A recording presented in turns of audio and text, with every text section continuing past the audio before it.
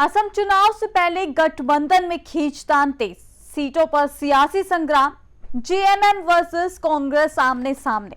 19 सीटों पर अड़ा जेएमएम, क्या टूट जाएगा महागठबंधन? तो चलिए इस वीडियो में हम आपको बताते हैं, लेकिन उससे पहले स्वागत है आपका RNI न्यूज पर। मैं हूं आपके साथ तमन्ना चौधरी। असम विधानसभा चुनाव से पहले विपक्षी गठबंधन में दरार की खबरें तेज हो गई है। झारखंड मुक्ति मोर्चा यानी जेएमएम और कांग्रेस के बीच सीट बंटवारे को लेकर खींचतान खुलकर सामने आ गई है।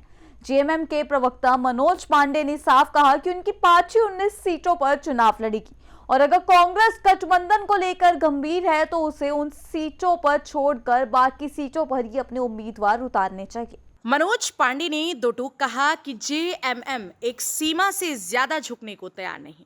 उन्होंने कहा कि अगर असम में सेकुलर सरकार बनानी तो कांग्रेस को गठबंधन धर्म निभाना होगा। पांडे के मुताबिक उनकी पार्टी का जनाधार और झारखंड के मुख्यमंत्री हेमंत सोरेन की लोकप्रियता उन्हें 19 सीटों का हक देती है। वहीं कांग्रेस सांसद गौरव गगोई के बयान पर भी जेएमएम ने प्रतिक्रिया दी है। मनोज पांडे ने कहा कि गौरव गगोई असम की राजनीति को अच्छी तरह समझते हैं, उनकी बातों में कुछ सच्चाई भी है। उन्होंने ये भी कहा कि जो नेता पहले कांग्रेस में थे वो अब बीजेपी में जाकर मजबूत हो गए हैं। एआईएमआईएम प्रमुख असदुद्दीन ओवैसी और टीएमसी से जुड़े नेता हुमायूं कबीर पर भी मनोज पांडे ने निशाना साधा। उन्होंने कहा कि ओवैसी ने कुछ राज्यों में बीजेपी को अप्रत्यक्ष रूप से फायदा पहुंचाया है और सेकुलर वोटों को कमजोर किया है। उनके मुताबिक बंगाल जैसी स्थिति में ओवैसी की राजनीति ज्यादा प्रभावी नहीं होगी। इसी बीच असम में सीट बंटवारे को लेकर कांग्रेस और जेएमएम के बीच बातचीत जारी है। कांग्रेस की ओर से भूपेंद्र यादव और गौरव गगोई ने रांची जाकर हेमंत सोरेन से मुलाकात भी की, लेकिन सूत्रों के मुताबिक अब तक सीट शेयरिंग पर कोई अंतिम सहमति नहीं बन पाई है।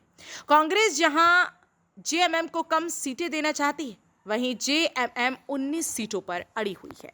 तो सवाल यही है कि असम चुनाव से पहले विपक्षी एकता कमजोर पड़ रही है। क्या सीटों की खींचतान महागठबंधन को तोड़ देगी? क्या फिर आखिरी वक्त में कोई बड़ा समझौता हो जाएगा?